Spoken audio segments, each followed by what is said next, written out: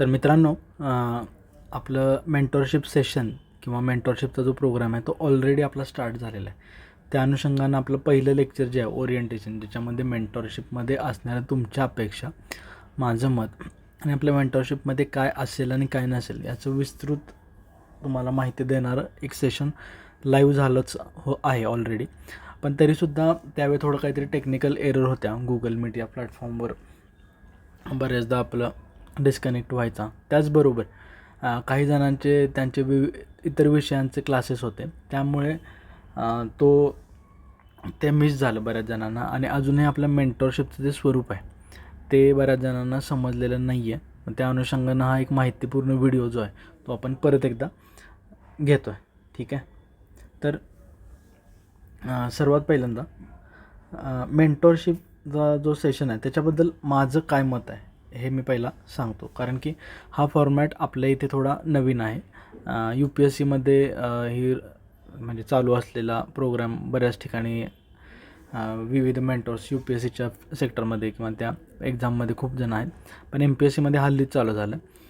तर मलासुद्धा माझ्या UPSCच्या फेल्युअर नंतर मला असं वाटत होतं की कोणीतरी मला अर्ली एजमध्ये म्हणजे अर्ली स्टेज ऑफ प्रिपरेशनमध्ये काय मिस्टेक्स करू नये हे जर सांगितलं असतं तर मला नक्कीच माझ्या UPSCच्या जर्नीमध्ये सुद्धा फायदा झाला असता. आणि इवन MPSCमध्ये सुद्धा मला जे यश मिळाले ते कदाचित आधीही भेटून गेलं असतं जर मला कोणी मिस्टेक्स ज्या आहेत त्या रिअल आणि प्रॅक्टिकल अप्रोच त्याचा कसा ओव्हरकम करायचा हे जर सांगितलं असतं. आणि परीक्षेच्या भोवती असणारे जे एक थोडंसं मिथ म्हणतात म्हणजे गैरसमज आहेत ते थोडे दूर केले असते तर कदाचित आधीच सक्सेस मिळून गेला असावं. पण ती गरज तुम्हाला भासू नये या अनुषंगानं आपण मेंटॉरशिप प्रोग्राम चालू केला आहे. ठीक आहे. तर सर्वात पहिल्यांदा मेंटॉरशिप म्हणजे काय आणि त्याबद्दल माझं मत सांगतो की मेंटॉरशिप म्हणजे असं नाही की तुम्हाला प्रत्येक गोष्ट इच अँड एव्हरी पॉईंटला सांगत राहणार किंवा प्रत्येक सिलेबसचा शब्द जो आहे तो तुम्हाला तुमच्या डोक्यात जाईपर्यंत भरवत राहणार. तर that is not a spoon feeding. Okay. तर मेंटॉरशिप म्हणजे काय, तर good mentor helps to build your judgement, म्हणजे तुमचं जजमेंट इम्प्रूव्ह झालं पाहिजे असा अप्रोच माझ्याकडून राहील किंवा असला पाहिजे माझं सर्वात महत्त्वाचं. कारण की म्हणजे एक टाईम असा यावा प्रिपरेशन जर्नीमध्ये की तुम्हाला ओव्हरऑल सगळ्या गोष्टी समजलेत आणि तुम्हाला मेंटॉरची गरजही भासत नाही. म्हणजे तुम्ही इंडिपेंडंटली तुमचे टार्गेट चेस करताय अशी सिच्युएशन हवी. जर अशा दृष्टिकोनातून जर जो काम करत असेल तर त्याला गुड मेंटॉर असं म्हटलं जातं असं मला वाटतं. ठीक आहे. यानंतर ग्रुप मेंटॉरशिप आपण घेतो आहे. बऱ्याच जणांची अशी मागणी होती की नाही मला पर्सनल मेंटॉरशिप हवी आहे. ओके. तर पर्सनल मेंटॉरशिप चे फायदे आहेत नक्कीच, कारण की पर्सनल मेंटॉरशिपमध्ये आपण इंडिव्हिज्युअलिटीला खूप महत्त्व देतो. प्रत्येक कॅन्डिडेट जो आहे त्याचं मी जसं की म्हणतो की स्वभाव, त्याचे स्ट्रेंथ, विकनेस आणि इतर कंडिशन या वेगळ्या असतात. त्या अनुषंगानं त्याला व्यवस्थित ओरिएंटेशन जे आहे ते त्याला देता येतं. पण त्याचबरोबर त्याचे तोटेही आहेत. जसे की इंडिव्हिज्युअल मेंटॉरशिपमध्ये असं होण्याची शक्यता असते की एकाच बबलमध्ये राहतो आहे कॅन्डिडेट आणि त्याला जे पिअर प्रेशर आहे किंवा इतर जी स्पर्धा आहे, जे कंटेम्पररी आपले कॅन्डिडेट्स इतर जे आहेत त्यांच्या दृष्टिकोनातून मग त्याची तयारी बऱ्याचदा चुकते किंवा त्यांना स्पर्धेची जाणीव होऊ शकणार नाही असं मला वाटतं. त्यामुळे ग्रुप मेंटॉरशिपचा फायदा एक आहे की दुसरा की तिथे पिअर प्रेशर असतं. म्हणजे कन्स्ट्रक्टिव्ह पिअर प्रेशर हे नेहमी चांगलं असतं. जसं की आपल्याला माहिती आहे की म्हणजे आपली संगत जशी आहे किंवा आपण ज्यांच्याबरोबर आपलं कंपॅरिझन होतं आहे तो ग्रुप एक चांगला असावा जेणेकरून तुम्हाला एक चांगला फीडबॅक हा कंटिन्युअसली भेटत राहील. ठीक आहे. तर यासाठी आपण ग्रुप मेंटॉरशिप ही घेतो आहे. यानंतर गेट थिंग्स डन. अर्थात परत एकदा सांगतो की ग्रुप मेंटॉरशिप जरी असली तरी मी तुमच्या इंडिव्हिज्युअल मेसेजेसला रिप्लाय आत्ताही दिलेत, म्हणजे या आठवड्यात जसे चालू झालेत आणि पुढेही देत राहील. ठीक आहे. So it is a combination of both group and individual mentorship, पण personally mostly it is a group mentorship. ठीक आहे. यानंतर सर्वात महत्त्वाचं गेट थिंग्स डन. मी जसं की म्हणतो की केवळ आपल्याला सगळ्या गोष्टी माहीत असून किंवा मार्गदर्शन उपलब्ध आहे, आपले रिसोर्सेस माहीत आहेत असं फायदा होत नाही, तर we have to execute things. त्यामुळे गेट थिंग्स डन. तर आपल्या मेंटॉरशिपमध्ये म्हणजे गोष्टी करवून घेण्याकडे भर राहील आणि गोष्टी करवून घेण्यामागे आपण पिअर प्रेशर किंवा कंटिन्युअस मेसेजेस याच्या माध्यमातून आपण ती जाणीव करून देऊ की तुमच्या गेट थिंग डन म्हणजे गोष्टी कशा एक्झिक्यूट झाल्या पाहिजे. यानंतर सर्वात महत्त्वाचं मेंटॉरचं अजून एक सर्वात महत्त्वाचा रोल म्हणजे he tries to find individual and collective solution. म्हणजे तुमच्या MPSC राज्यसेवा मुख्य परीक्षा जी आहे त्याच्या प्रवासामध्ये तुम्हाला इंडिव्हिज्युअल लेवलला जे सोल्युशन्स आहेत ते फाइंड आउट करण्यात आणि त्याचबरोबर कलेक्टिव्ह सोल्युशन्स म्हणजे सर्वांना अडचण येणारी जी समस्या आहे, जसं की एखाद्या विषयाला डिस्क्रीट स्वरूपात मटेरियल उपलब्ध असेल तर त्याला एक कॉन्सॉलिडेटेड मटेरियल कसं करायचं वगैरे अशा गोष्टी ज्या आहेत तर त्या करण्यासाठी तुम्हाला इंडिव्हिज्युअल आणि कलेक्टिव्ह सोल्युशन जे आहेत ते फाइंड आउट करणं हे सुद्धा एक माझं काम असेल. ओके, तर यात एक सांगतो की आपण मेंटॉरशिप चालू किंवा पहिलं सेशन घेण्याच्या आधी आपण गुगल फॉर्म भरून घेतला होता, जेणेकरून मला तुमच्या अपेक्षा त्याचबरोबर तुमच्या मिस्टेक्स या दोन्ही समजाव्यात, जेणेकरून मी त्याच्यावर आधारित एक व्हॅल्यू ॲडिशन करणारा एक मेंटॉरशिप प्रोग्राम कन्स्ट्रक्ट करू शकेल. ओके, सो पहिला मी तुमच्या गुगल फॉर्ममध्ये ज्या आलेल्या अपेक्षा होत्या त्या पहिला मी डिस्कस करतो. ठीक आहे, तर गुगल फॉर्ममधून आलेल्यापेक्षा या एक्सपिरियन्स कॅन्डिडेट्सच्या वेगळ्या होत्या आणि फ्रेशर्सच्या वेगळ्या होत्या. तर एक्सपिरियन्स कॅन्डिडेट्सच्या अपेक्षा काय होत्या? सर्वात पहिल्यांदा सोर्सेसचं क्लॅरिफिकेशन, बुक लिस्ट आणि टॉपिक वाईज डिकोडिंग. हे आपल्या मेंटॉरशिपमध्ये आपण नक्कीच सोल्युशन देण्याचा प्रयत्न करू, कारण की आपण सिलेबसच्या प्रत्येक शब्दावर, ठीक आहे, नॉट जस्ट अ सिलेबसचं पॉईंट, सिलेबसच्या प्रत्येक शब्दावर ओरिएंटेशन, त्याला कुठला सोर्स वापरला पाहिजे या अनुषंगानं आपण क्लॅरिफाय करण्याचा प्रयत्न करू. म्हणजे असं झूम इन ॲप्रोच जो असतो, की झूम इन म्हणजे काय, की तुम्ही जसं फोटो झूम करता तसं तुम्हाला डिटेल्स अजून जास्त चांगल्या पद्धतीने दिसायला लागतात, तसंच आपण सिलेबसचं थोडंसं झूम इन करून प्रत्येक घटकावर आपण टॉपिक वाईज डिकोडिंग करण्याचा प्रयत्न नक्कीच करणार आहोत. कन्सॉलिडेटेड मटेरियल व नोट्स, सर्वात महत्त्वाचं नोट्स असणं हे खूप महत्त्वाचं आहे. पर्टिक्युलरली जी एक्झाम फॅक्च्युअल बेस्ड असते त्याला सर्व सिलेबसचं एकत्रीकरण करून कमीत कमी जागेत इम्पॉर्टंट गोष्टींचा डेटा असणं खूप महत्त्वाचं आहे. सो त्या अनुषंगानं आपण प्रयत्न करणार आहोत. GS2 अँड GS4 जे आहे, त्याचबरोबर मराठी व्याकरणाचे नियम, मराठी व्याकरण जे आहे त्याचे नियम जे आहेत त्या नियमांच्या नोट्स ज्या आहेत त्या आपण प्रोव्हाइड करण्याचा प्रयत्न करू.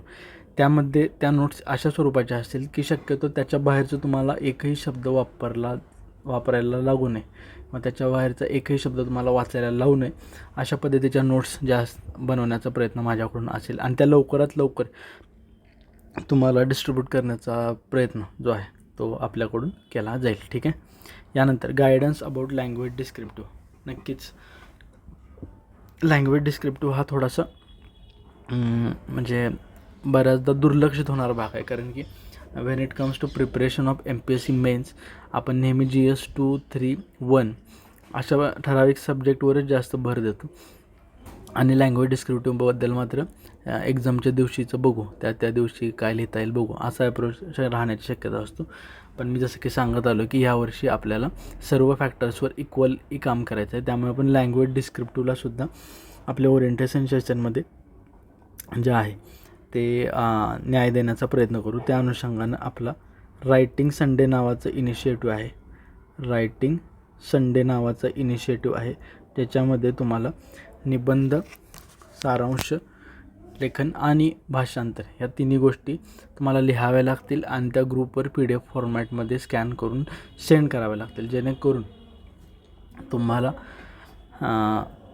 इतरांचेही एस्से तुम्हाला त्यात वाचायला मिळतील आणि तुम्हाला त्याच घटकावर वेगवेगळे लोक कशा पद्धतीने विचार करतात. एखाद्या मुलाचं जर भाषिक कौशल्य म्हणजे लँग्वेज स्किल जर चांगला असेल तर तो कशा पद्धतीनं गोष्टी लिहितो, म्हणजे कुठल्या प्रकारचे शब्दप्रयोग करतो, कुठले उदाहरणं देतो, हे तुम्हाला नक्कीच पाहायला मिळेल. त्यामुळे लँग्वेज डिस्क्रिप्टिव्हच्या बाबतीत हा इनिशिएटिव्ह आपण करू आणि हा प्रॉब्लेम सॉल्व करण्याचा प्रयत्न करू.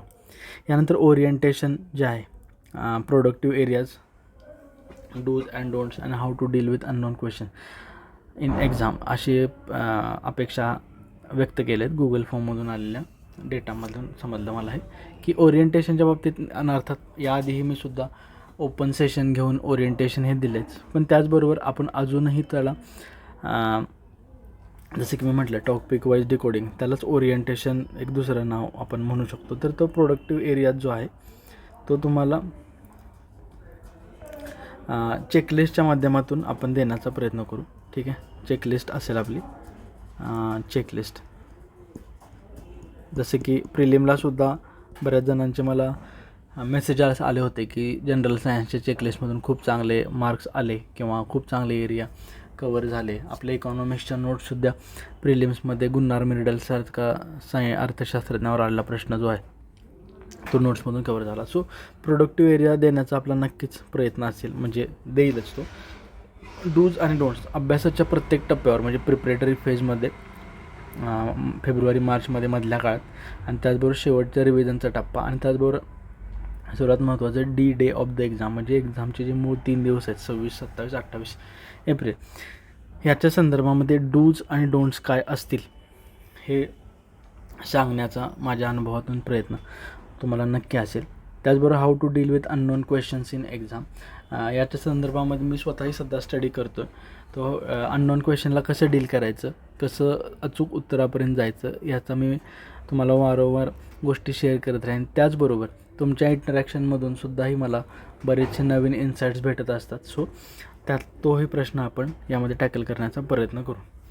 एक वीकली फॉलोअप, नक्कीच आपला फॉलोअप सेशन हा बऱ्यापैकी दर विकेंडला किंवा रविवारी, शनिवारी किंवा रविवारी असेल, टाईम बघून आपण करू. त्याच्यामध्ये फॉलोअप घेतला जाईल. विकली आपल्या ॲक्टिव्हिटीज ज्या आहेत त्यांचा फॉलोअप नक्कीच घेतला जाईल.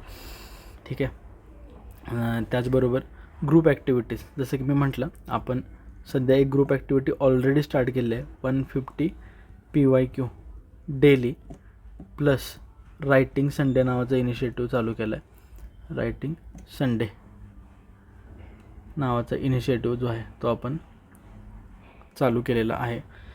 तर असे इनिशिएटिव्ह आपल्याला नक्कीच फायद्याचे ठरणार आहेत.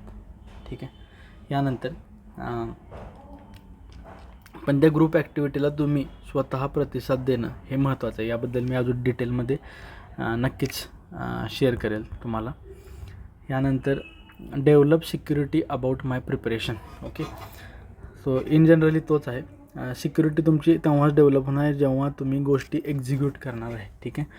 जितका जास्त तुमचा अभ्यास चांगल्या पद्धतीने होईल, जेवढी जास्त रिव्हिजन होईल, तेवढं तुम्ही स्वतःला मोर सिक्युअर समजाल, तुम्हाला तेवढे जास्त प्रश्न सुटतील आणि तेवढं तुम्ही जास्तीत जास्त स्पर्धेत पुढे राहाल. म्हणजे ह्या सिक्युरिटी फाइंड आउट म्हणजे डील करण्यासाठी आपण अभ्यासाच्या तांत्रिक बाबी, त्याचबरोबर अभ्यासाव्यतिरिक्त पण अभ्यासाला पोषक असणाऱ्या गोष्टी जशा असतात, म्हणजे टेम्परामेंट असेल किंवा अभ्यासाव्यतिरिक्त इतर वैयक्तिक आयुष्यातल्या चढ उतार मधल्या फेजमध्ये आपण कसे हँडल केले पाहिजेत, ह्याच्या संदर्भामध्ये आपण नक्कीच बोलण्याचा प्रयत्न करणार आहोत.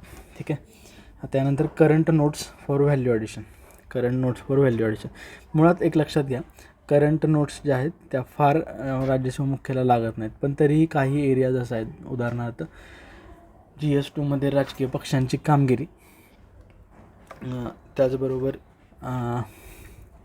काही महत्त्वाचे पास झालेले बिल्स राज्य पॉलिटीमधले,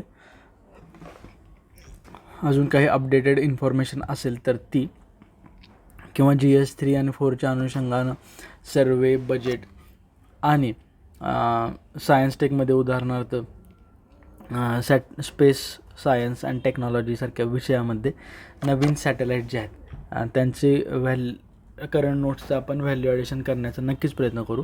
पण लक्षात घ्या मित्रांनो, करंट हे खूप कमी प्रमाणामध्ये राज्यसेवा मुख्याला विचारलं जातं, त्यामुळे आपण जास्तीत जास्त फोकस स्टॅटिक बुक्सवरच करणार आहे. ठीक आहे. सो पण तरीही आपण त्याला जस्टिस देण्याचा प्रयत्न करू या डिमांडला. रिव्हिजन शेड्यूल जे आहेत आपले, तर रिव्हिजन शेड्यूल आपण एक शेड्यूल आणि प्लॅनिंगसाठी एक लवकरच सेशन घेणार आहे. लवकरच म्हणजे या 1 ते 2 दिवसातच आपले सेशन्स होतील. तर त्या अनुषंगाने रिव्हिजन कशा केल्या पाहिजेत आणि कशा पद्धतीने तुम्ही तुमच्या रिव्हिजन्स केल्या पाहिजेत ह्याच्या संदर्भामध्ये थोडंसं ओरिएंटेशन देण्याचा प्रयत्न केला जाईल. रिव्हिजन हे स्पर्धा परीक्षेमध्ये विशेषतः राज्यसेवेचा ऑब्जेक्टिव्ह अटेम्प्ट, ज्याच्यामध्ये फॅक्च्युअल गोष्टींचा खूप जास्त भडीमार असतो, त्या अनुषंगानं महत्त्वाचे आहेत. त्यामुळे रिव्हिजन शेड्यूलसुद्धा आपण आखण्याचा प्रयत्न नक्की करणार आहे. स्कोअर इम्प्रूव्हमेंट टेक्निक्स आणि स्कोअर स्टक झाला आहे. मला वाटतं ह्या दोन्ही गोष्टी एक बऱ्यापैकी सिमिलरच आहेत. तर स्कोअर स्टक झाला आहे, विशेषतः 2-3 मेन्स दिलेत पण स्कोअर इम्प्रूव्ह होत नाही आहे आणि त्यामुळे सॅच्युरेशन आले. याच्या संदर्भामध्ये मला खूप जणांचे मेसेजेस आले, कॉल्स आले आणि त्याचबरोबर स्वतः मी वैयक्तिकरित्या 20, 21 आणि 22 या तिन्ही वर्षी राज्यसेवेच्या मुलाखतीला ॲपियर झालो होतो. तर त्या मुलाखतीमध्ये तुम्हाला ॲपियर झालो होतो. तर त्या मुलाखतीमध्ये म्हणजे मला त्यावेळेचा स्कोअर जो आहे माझा राज्यसेवा मुख्याचा तो एक स्टक झाला होता 410 ते 420च्या ब्रॅकेटमध्ये. तर त्यासाठी काही छोट्या मायक्रो ॲनालिसिस करून मी स्कोअर इम्प्रूव्ह केला होता. प्रत्येक सिलेबसच्या पॉईंटवर नोट्स बनवल्या होत्या. सो तो कसा इम्प्रूव्ह करायचा याच्या संदर्भामध्ये काही एक्सरसाइजेस किंवा काही एक मेथड्स आहेत त्या नक्कीच आपण ह्यामध्ये करण्याचा प्रयत्न करणार आहोत. यानंतर डेली शेड्यूल, जसं की मी म्हटलं शेड्यूल आणि प्लॅनिंगचं आपण एक सेशन सेपरेटली घेणार आहे लवकरच. शेड्यूल प्लस ते फ्रेशर लोकांसाठी वेगळं असेल आणि एक्सपिरियन्स कॅन्डिडेटसाठी वेगळं असेल. ठीक आहे. यानंतर कमीत कमी वेळेत सिलेबस कवर करायचा आहे. जसं की मी म्हटलं आपल्या प्रोडक्टिव्ह एरियाची आपण चेकलिस्ट बनवणार आहे. तोच एक one of the crucial factor असेल तुमचा सिलेबस कमीत कमी वेळेमध्ये कवर करायला. ठीक आहे. त्याचबरोबर how to retain and revise fact हे आपल्या रिव्हिजन शेड्यूल, त्याचबरोबर नोट्स मेकिंग ह्याच्या अनुषंगानं महत्त्वाचं असेल. पॉलिटी ॲक्टसाठी रिव्हिजन जे आहेत, आता पॉलिटीचे ॲक्ट आपल्याला माहिती आहे की खूप प्रोडक्टिव्ह एरिया आहे पण तेवढाच पाठांतराचा आहे. मग त्यातले वेगवेगळे सेक्शन कसे लक्षात ठेवायचे या संदर्भातलं काही ट्रिक्स आहेत. आणि सर्वात महत्त्वाचे की त्याच्या शॉर्ट नोट्स, मायक्रो नोट्स कशा बनवायच्या आणि परीक्षेच्या आधी म्हणजे GS2च्या पेपरच्या आधीसुद्धा त्या कशा पद्धतीने रिवाईज करायच्या याचं ओरिएंटेशनसुद्धा आपल्याला आपण या सेशनमध्ये घेणार आहोत. 2023च्या पेपरचं ॲनालिसिस नक्कीच हा खूप महत्त्वाचा पार्ट आहे. कारण की 2023चा पेपर हा आधीच्या 20, 21 आणि 22 या तिन्ही पॅटर्नपासून कशा पद्धतीनं वेगळा आहे आणि त्यानुसार कालानुसार आपल्याला त्यामध्ये आपल्या अभ्यासाच्या मेथडमध्ये कशा पद्धतीनं बदल केले पाहिजेत हे सांगण्यासाठी आपण एक क्वेश्चन पेपरच्या ॲनालिसिससाठी मी एखादी पोस्ट तरी लिहील किंवा व्हिडिओच्या माध्यमातून जे आहे ते आपण शेअर करण्याचा जो आहे तो प्रयत्न या ठिकाणी नक्की करणार आहे. आता हाऊ टू मेक नोट्स, एकतर नोट्स कशा बनवायच्या. माझं एक स्पष्ट मत आहे की नोट्स स्वतः बनवल्याच पाहिजेत असं काही नाही. दुसऱ्यांच्या नोट्स जर तुम्हाला त्या समजत असतील तर त्यांना बेस नोट बनवून त्याच्यावर आधारित तुम्ही स्वतःच्या नोट्स बनवू शकता. फक्त सांगण्याचा हेतू एक आहे की या नोट्स बनवताना तुम्ही नोट्सचा पहिला उद्देश एक समजून घ्या की कमीत कमी जागेत महत्त्वाचा परीक्षाभिमुख डेटा किंवा फॅक्ट्स याला आपण नोट्स म्हणतो. जेणेकरून शेवटच्या टप्प्यामध्ये आपण 5 ते 6 पुस्तकं घेऊन बसण्यापेक्षा एका विषयासाठी तुम्ही एकच नोटबुक किंवा स्पायरल जे आहे ते तुम्ही वापरू शकता आणि ज्याच्यामुळे तुमची रिव्हिजन जी आहे ती जास्त युजर फ्रेंडली होते. म्हणजे युजर फ्रेंडली म्हणजे तुम्ही यूज करणार आहे त्याचं आणि त्यामुळे तुमच्या कमीत कमी वेळेत जास्तीत जास्त रिव्हिजन होतं आणि तुम्ही प्रिपरेशनबाबत खूप सिक्युअर राहता. सो ह्यासाठी नोट्स आहेत. त्यामुळे आपण जसं की बोललो आधी GS2 आणि 4 आणि मराठी व्याकरण म्हणजे जवळपास 300 मार्क आणि मराठी व्याकरणाचे समजा एक 45 मोर स्पेसिफिक, कारण की 5 मार्क आपले पॅसेजचे असतात. सो तुमचे 345 marks out of 700 marks of objective ते तुम्हाला मिळणार आहे. म्हणजे जवळपास तुमचा 45 to 50 मार्क्सच्या नोट्स तुम्हाला इथं मिळणार आहेत ऑलरेडी. सो वीकली टार्गेट ही एक अपेक्षा होती. जसं की मी आधी म्हटलं की टार्गेट, शेड्यूल, प्लॅनिंग ह्याच्याबद्दल आपण एक नक्कीच सेशन घेऊ. प्रेडिक्टिव्ह ॲनालिसिस हे सुद्धा तुमचा प्रिव्हियस इयरचे क्वेश्चन पेपरचे ॲनालिसिस आपण करणार आहे. डेली आपला 150चा इनिशिएटिव्ह हा चालूच आहे, त्यामध्ये आपलं राहील. त्याचबरोबर प्रेडिक्टिव्ह ॲनालिसिसमध्ये आपण तुमच्या इंटरॅक्शनमधून किंवा टाईमनुसार आपल्याला कुठल्या फॅक्टरवर जास्त काम केलं पाहिजे आणि कुठल्यावर कमी केलं पाहिजे, कुठला प्रश्न येऊ शकतो, हे सर्व गोष्टी आपण ओव्हर द टाईम बोलणार आहे. GS4च्या बेसिक थेरीज, जसं की मी म्हटलं आपण GS4च्या नोट्स येणार आहेत तर त्याच्यामध्ये आपल्या बेसिक थेरी कवर नक्की होणार आहेत. इंटरव्ह्यूचं गायडन्स, आता इंटरव्ह्यू हा आपला खूप उशिरा होईल. मला वाटतं की जसं माझा अनुभव आहे त्यानुसार जर एप्रिलमध्ये परीक्षा झाली तर तिथून पुढे जवळपास 4 महिन्यांनी म्हणजे ऑगस्ट ते सप्टेंबरमध्ये इंटरव्ह्यू होण्याची शक्यता आहे. तर तो इंटरव्ह्यूचा गायडन्स जो आहे तो आपल्याला मित्रांनो इथं नसणार आहे, हे लक्षात घ्या. कारण की आपली कमिटमेंट ही राज्यसेवा मुख्य होईपर्यंतच आहे. कारण की त्याच्यानंतर आमचं जॉईनिंग येऊ शकतं कदाचित. अर्थात म्हणजे गायडन्ससाठी आपण एखादं ओपन सेशन वगैरे नक्कीच घेऊ. मी जितका तुमच्यासाठी युजफुल म्हणजे असेल तितका राहण्याचा मी नक्कीच प्रयत्न करेल. पण GS2चा इंटरव्ह्यू गायडन्स मित्रांनो आपल्या ह्या मेंटरशिप सेशनमध्ये नसणार आहे इंटरव्ह्यू. ओके, सो एक लक्षात घ्या, इंटरव्ह्यूचा गायडन्स आपल्याला इथे नसणार आहे. So let's be clear about it. Okay, आता फ्रेशर कॅन्डिडेटकडून आपल्याला काय अपेक्षा आहेत ते बघू. एकतर फ्रेशर कॅन्डिडेट सर्वात महत्त्वाचं मी तुमच्या अपेक्षा फुलफिल डिस्कस करण्याच्या आधीच मी एक सांगतो की पहिल्या अटेम्प्टमध्ये पोस्ट मिळणं हे पॉसिबल आहे. ठीक आहे, आजच आपण म्हणजे मी सुद्धा पहिल्या अटेम्प्टलाच म्हणजे राज्यसेवेच्या मुलाखतीपर्यंत गेलो होतो आणि तिथेही माझ्या प्रिपरेशनमध्ये काही गॅप्स होते, तरीसुद्धा मी मुलाखतीला गेलो होतो. याचा अर्थ तुम्हीसुद्धा जाऊ शकता. फक्त तुमचं प्रिपरेशन हे जे आहे हे जास्तीत जास्त प्रोफेशनल आणि मार्क्स मिळवण्याच्या अनुषंगानं एक स्मार्ट स्ट्रॅटेजीवालं असलं पाहिजे. आपण आजच जसे की आपल्या मेन चॅनलवर पोस्ट केलं की सह्याद्री बिर्ले मॅडम जे आहेत ते DYSP 2022 त्यांनी पहिल्याच सिरियस अटेम्प्टमध्ये ज्या नोट्स म्हणजे ज्या पद्धतीने अप्रोच दाखवला होता आणि त्या कमीत कमी वेळेमध्ये पहिल्याच सिरियस अटेम्प्टमध्ये कशा पद्धतीने DYSP पद त्याने मिळवलं त्याचं एक ओपन सेशन होणारच आहे. सो अशा पद्धतीनं आपण फ्रेशर्ससाठी जे आहे ते ओरिएंटेशन वेळोवेळी देण्याचा प्रयत्न नक्कीच करणार आहोत. त्याचबरोबर कन्सॉलिडेटेड मटेरियल किंवा नोट्स यांच्या फॅक्ट्स ज्या आहेत ते सुद्धा त्यांनी कन्सॉलिडेटेड मटेरियल जे आहे ते सुद्धा त्यांनी मागितलं होतं. सो ते सुद्धा आपण देण्याचा इथं नक्की प्रयत्न करणार आहोत. डिस्क्रिप्टिव्हचे टॉपिक्स आणि मॉडेल आन्सर तर मित्रांनो आपण डिस्क्रिप्टिव्हचं रायटिंग संडे इनिशिएटिव्ह घेतो आहे, पण त्याचे टॉपिक्सही देण्याचा आपण नक्कीच इथं प्रयत्न करणार आहे. पण त्याचे मॉडेल आन्सर जे आहेत ते आपल्याला इथे मिळणार नाहीत म्हणजे माझ्याकडून. ठीक आहे, सो ह्याच्या संदर्भामध्ये पण आपल्याला स्पष्टता असावी की आपण डिस्क्रिप्टिव्हचे मॉडेल आन्सर हे इथे देणार नाही आहे. तर डिस्क्रिप्टिव्हचे टॉपिक्स आणि आपलं रायटिंग संडे इनिशिएटिव्ह आणि त्याच्यामधून एखादे मॉडेल आन्सर्स हे नक्कीच येतील असं मला विश्वास वाटतो. तर ते इनिशिएटिव्ह आपण घेणार आहे इथं. ठीक आहे, यानंतर analysis of mock exams and subsequent issues that we may face. सर्वात महत्त्वाचं मित्रांनो, मॉक्स तुमच्या ज्या तुम्ही देता त्या दिल्यानंतर त्याचं ॲनालिसिस हे तुम्हीच करावं लागेल. त्याचं ॲनालिसिस हे मी करू शकत नाही, ते प्रॅक्टिकली पॉसिबलही नाही आहे. कारण जवळपास आपले 80च्या वर जास्तपेक्षा जास्त कॅन्डिडेट आपल्या मेंटॉरशिपला जॉईन आहेत. तर प्रत्येकाचे जर 3 टेस्ट सिरीज म्हणजे 12 पेपर जर बघितले तर इतके सारे पेपर तपासणं त्याचे ॲनालिसिस करणे हे व्यवहार्य नाही आहे. त्यामुळे ते होणार नाही. पण निश्चित तुम्ही ॲनालिसिस करून त्याचे इश्यूज जे आहेत ते जर मला शेअर केले तर आपण नक्कीच त्याला समाधान देण्याचा प्रयत्न करणार आहे.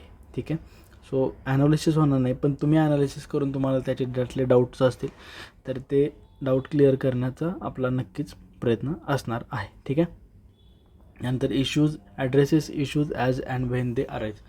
जसं की मी म्हटलं आपलं एक डाऊट क्लिअरिंग सेशन वीकली होणारच आहे. तर त्यामध्ये तुमचे सर्व इश्यू जे आहेत ते तुमचे डिस्कस होतील आणि त्याच्यावर डिटेलमध्ये म्हणजे असं नाही की टाईम बाउंड मॅनरमध्ये जोपर्यंत तुमच्या इश्यूंना प्रॅक्टिकल आणि जेन्युन सोल्युशन भेटणार नाही तोपर्यंत ते आपण डिस्कस करू. ठीक आहे, यानंतर target plan for 15 days and strategy to achieve it. आपण जसं म्हटलं की म्हणजे तुमचं वीकली टार्गेट त्याचबरोबर मंथली असेल किंवा ओव्हरऑल होलिस्टिक प्लॅनिंग कसं करायचं याच्या अनुषंगानं आपण लवकरच एक सेशन नक्की घेणार आहे. ठीक आहे, यानंतर टार्गेट ओरिएंटेड आणि प्लॅन स्टडी नक्कीच हेच आपल्या एकंदरीत मेंटॉरशिपचं उद्दिष्ट आहे. त्याला पण आपण ॲड्रेस करण्याचा प्रयत्न नक्की करणार आहे. यानंतर एक कृषी विभागातील जॉबसोबत स्टडी असं एक वैयक्तिक मला DM आला होता. तर त्याचं मी त्या मला तुम्ही DM करू शकता माझ्या ह्याच्यामध्ये. आपण तुमच्या स्पेसिफिक केसवर आपण डिटेलमध्ये बोलू. ठीक आहे. त्यानंतर मायक्रो ॲनालिसिस. जसं की मी म्हटलं, मायक्रो ॲनालिसिस करून सिलेबसच्या प्रत्येक शब्दावर, म्हणजे नॉट जस्ट पॉईंट, प्रत्येक शब्दावर आपण ओरिएंटेशन देण्याचा नक्कीच प्रयत्न करणार आहे. ठीक आहे. सो त्याच्याबद्दल तुम्ही निश्चिंत राहा. आता हे मी तुमच्या अपेक्षांबद्दल बोललो आणि त्याच्यामधून मला तुमची डिमांड समजली, कारण की मी जसं म्हटलं की आपल्याला डिमांड ओरिएंटेड सगळं करायचं आहे.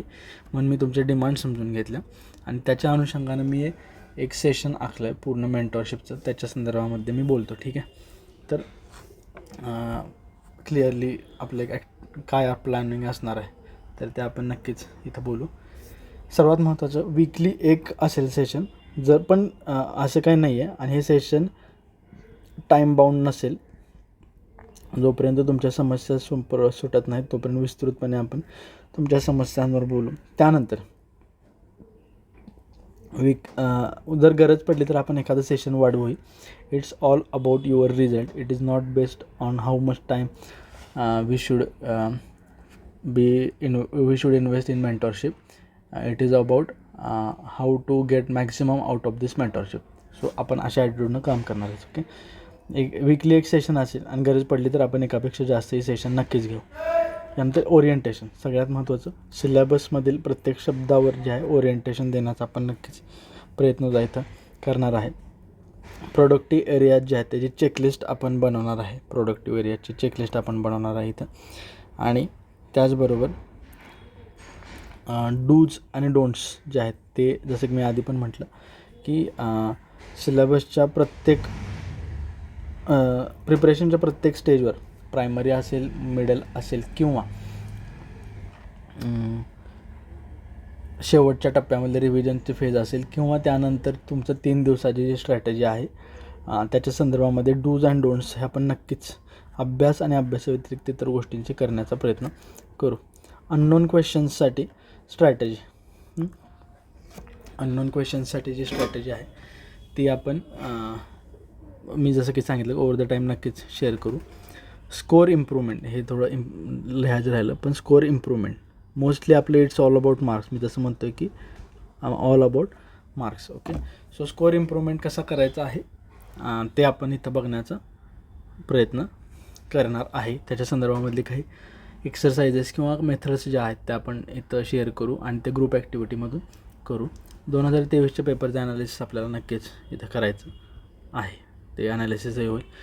मटेरियल जसं मी म्हटलं GS2 आणि 4चं होलिस्टिक मटेरियल आपण देण्याचा इथं प्रयत्न करू.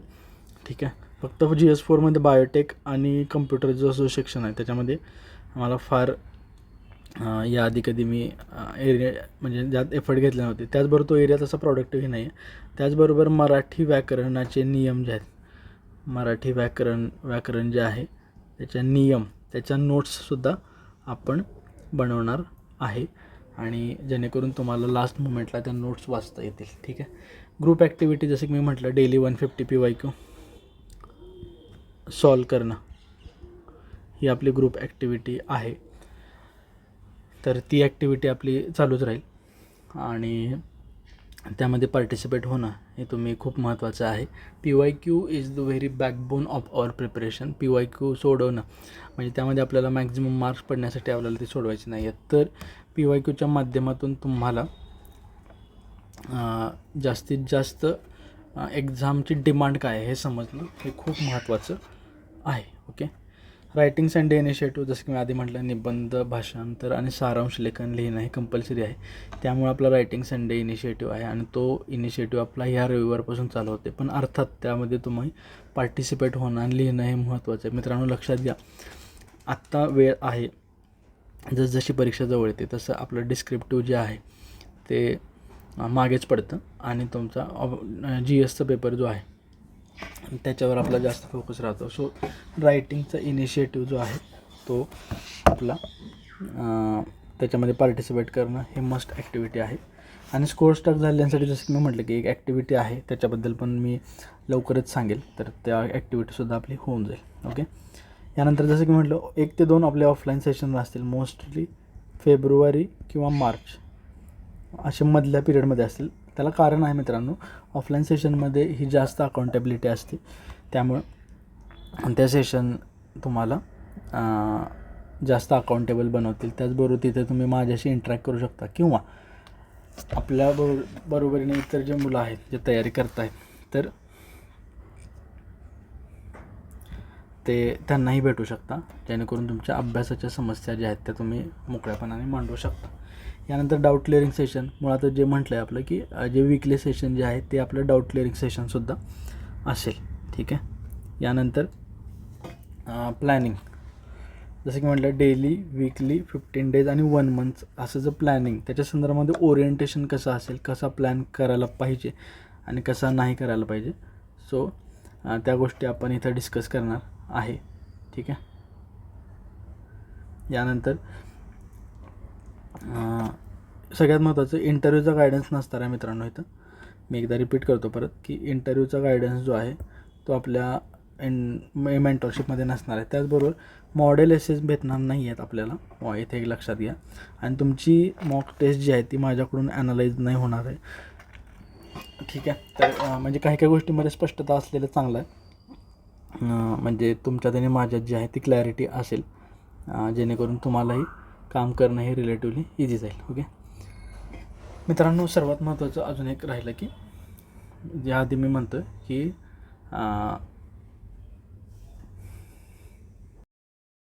आपल्याला यावेळेला आता एक्झाममध्ये चुका करण्यास कमी व्हावं आहे आणि सर्वात महत्त्वाचं की आपण दुसऱ्यांच्या चुकांमधून शिकणं हे अपेक्षित आहे.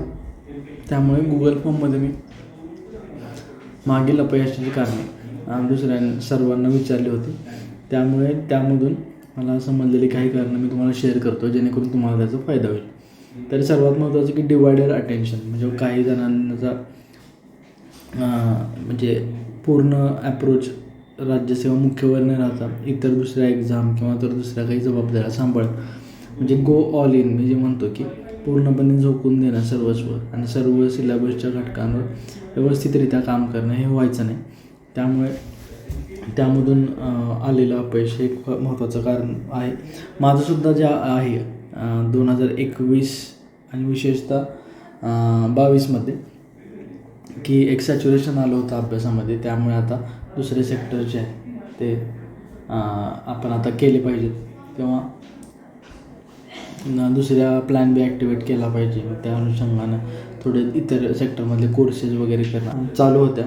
त्यामुळे सिलेबसच्या सर्व घटकांवर इक्वली फोकस देऊन जर आपण काम केलं तर त्याच्यामधून आपल्याला चांगला यश जे भेटू शकतं. त्याचबरोबर इनकन्सिस्टन्सी, जसं की म्हटलं की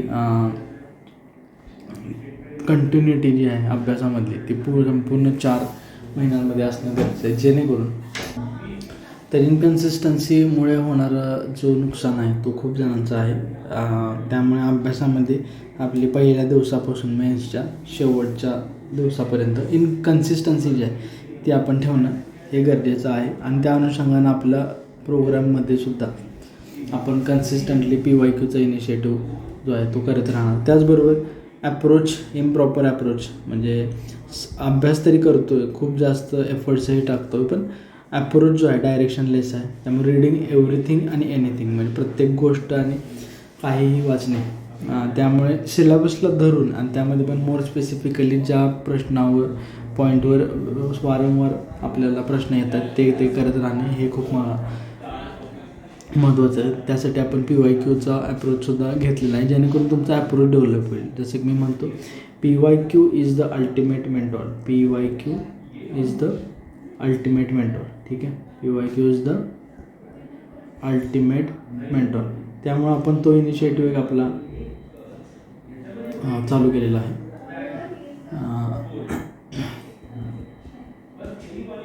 त्यानंतर not able to decide and prioritise material, यामध्ये सुद्धा आपल्याला जे वेगवेगळे घटक आहेत त्यांच्या अनुषंगानं प्रायोरिटी ठरवणं, कुठल्याला विशेषतः फ्रेशर मुलांना हे खूप प्रॉब्लेम येणारा घटक आहे की कुठल्या घटकाला प्रायोरिटी द्यायची आणि कुठल्याला नाही हे समजतं. त्यासाठी आपण प्लॅनिंगचे 1-2 सेशन हे नक्कीच ठेवणार आहे. त्यानंतर लेस रिव्हिजनचं हे खूप महत्त्वाचे आहे, particularly when it comes to objective factual based exam. त्यामुळे ते सुद्धा महत्त्वाचं आहे. आणि लॅक ऑफ नोट्स याच्यामध्ये नोट्स आपल्या नसल्या तर आपलं जे मटेरियल जे आहे ते खूप स्कॅटर्ड स्वरूपामध्ये असतं आणि त्यामुळे रिव्हिजनच्या वेळेस वेळ लागू शकतो किंवा अशा बऱ्याच गोष्टी होतात. सो नोट्स आपल्या युजर फ्रेंडली असणं महत्त्वाचं आहे. आपण जसं की म्हटलं की आपल्या प्रोग्राममध्ये मेंटरशिपचे GS2 आणि 4च्या नोट्स देण्याचा आपण नक्कीच प्रयत्न करणार आहे. नोट टेस्ट सिरीज हे एक कारण सांगितलं. आता याबद्दल मतांतरे असू शकतात, कारण की मी स्वतः कुठलीही टेस्ट सिरीज जी आहे म्हणजे टेस्ट सिरीज मी लावली होती पण ती डेडिकेटली सॉल्व केली नव्हती. सो तो एक प्रॉब्लेम होताच. त्यामुळे टेस्ट सिरीजबद्दल एक मतांतरे असतात, पण तो एक कारण आहे असं एका मला गुगल फॉर्ममधल्या एका इनपुटवरून समजलं होतं. टेम्परामेंट इश्यू हा एक खूप मोठा इश्यू आहे, म्हणजे प्रिपरेशनच्या पहिल्या, मधल्या आणि शेवटच्या टप्प्यावर. आणि त्याचप्रमाणे तुमची 3 दिवसांची एक्झाम हॉलची टेम्परामेंट ही खूप महत्त्वाची आहे आणि ती खूप क्रुशियल ठरते. तर त्यासाठी पण आपण टेम्परामेंट बिल्डिंगचं एक सेशन जे आहे ते नक्कीच घेण्याचा प्रयत्न करणार आहोत. ठीक आहे. यानंतर मार्केटमधील चर्चांमध्ये गुंतून राहणं अशी एक महत्त्वाची जी समस्या जी आहे किंवा अपयशाचं कारण एक सांगितलं. त्याच्यामध्ये मार्केटमध्ये आता माणूस हा सोशल ॲनिमल आहे, आपल्याला माहीतच आहे की, पण आणि आपल्याशी निगडीत असणाऱ्या गोष्टींच्या चर्चांमध्ये आपण गुंतून नेहमी राहतोच. पण जसं की मी सांगितलं की अभ्यासाविषयीची चर्चा करण्यापेक्षा अभ्यासाच्या चर्चा करणं हे खूप महत्त्वाचं आहे. ओके. तर एखाद्या म्हणजे उदाहरण घेऊन बघा, तुम्हाला अशा गोष्टींमध्ये खूप इंटरेस्ट असतो की GS2ला एवढे मार्क्स आले, GS3ला हा क्लास चांगला आहे, GS2मध्ये 110 ते 15 जो मार्क्स ते येतच राहतात, किंवा मी यावर्षी इतके मार्क पाडतो, टॉपरला इतके मार्क आहेत. पण ह्या झाल्या अभ्यासाविषयीच्या चर्चा. पण तुम्ही चर्चा कशा केल्या पाहिजेत की ठीक आहे, आता जिल्हाधिकाऱ्यांचे मॅजिस्ट्रियल फंक्शन कुठले आहेत किंवा रेग्युलेटरी फंक्शन कुठले आहेत, पॉलिटिकल पार्टीज ज्या आहेत, तर एखादी अमुक पॉलिटिकल पार्टी कधी स्थापन झाली.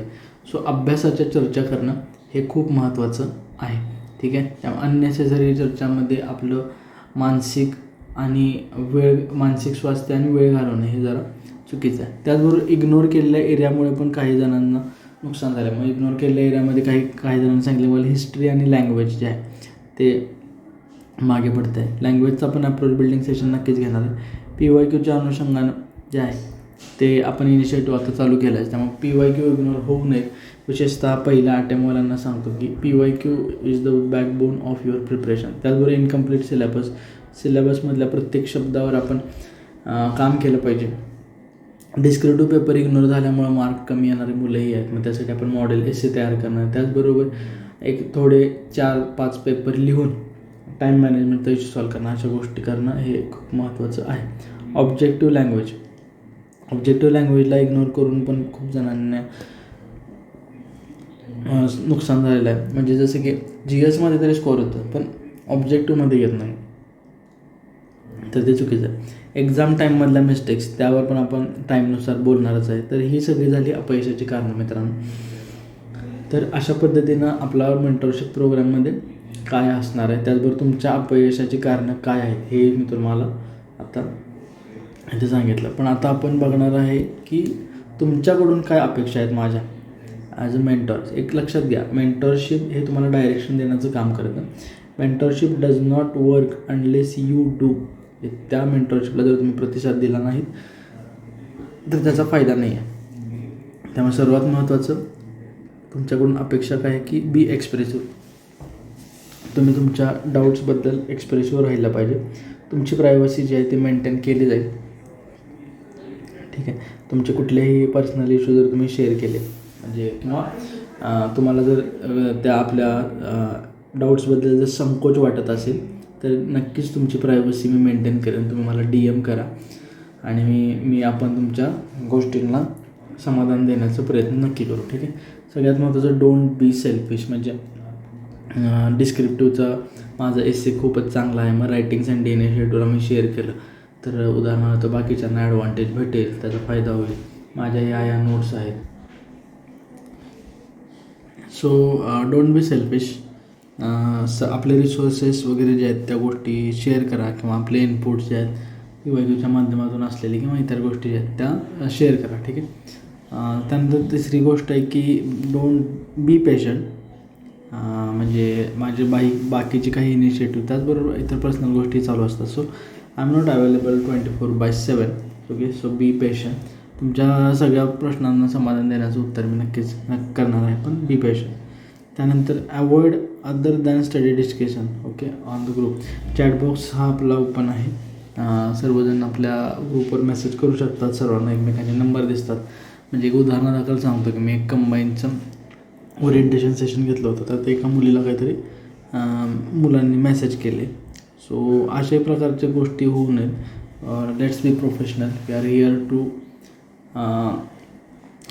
Here for our result. So study related डिस्कशनच करा. त्यानंतर गुगल फॉर्म जो आहे तो भरा. आपण दररोज अकाउंटेबिलिटीसाठी गुगलचा फॉर्म शेअर करतो, तर तो भरा.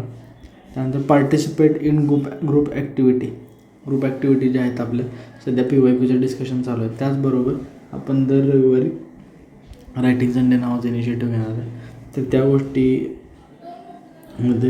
पार्टिसिपेट करा. परत एकदा सांगतो, mentorship does not work until you do. Okay. त्यानंतर कंप्लीट द रिमेनिंग पेमेंट. सगळ्यात महत्त्वाचं की अजूनही काही जणांचे 1-2 इन्स्टॉलमेंट भरून गोष्टी चालू आहेत, तर त्यांना आम्ही गरजेपोटी दिलेल्या आहेत, तर त्या म्हणजे पेमेंट्स वगैरे करा. मला ते नंतर मागायलासुद्धा थोडं प्रोफेशनल वाटत नाही, पण ते करा. पैसे घेण्यामागे कारण आहेत. एकतर माझी स्वतःची यंत्रणा नाही आहे, म्हणजे बऱ्याच गोष्टींसाठी, जसं की काय नोट्स माझ्या हँड रिटन आहे, सो त्यांना टाईप रिटनमध्ये कन्वर्ट करायला काही लोक हायर केलेत, किंवा एखादं दुसरं ऑफलाईन सेशन घ्यायला लागलं तर आपल्याला तशी यंत्रणा उभारली पाहिजे. सो ते एक आहे. त्याचबरोबर मला एक अनुभवातून लक्षात आलं की ऑफलाईनला किंवा पेमेंट घेऊन येणारी मुलं जे आहेत ते थोडेसे सिरियस असतात. सो ते एक सायकोलॉजिकल रिझन पण आहे की पैशाशिवाय सिरियसनेस जो आहे तो येत नाही.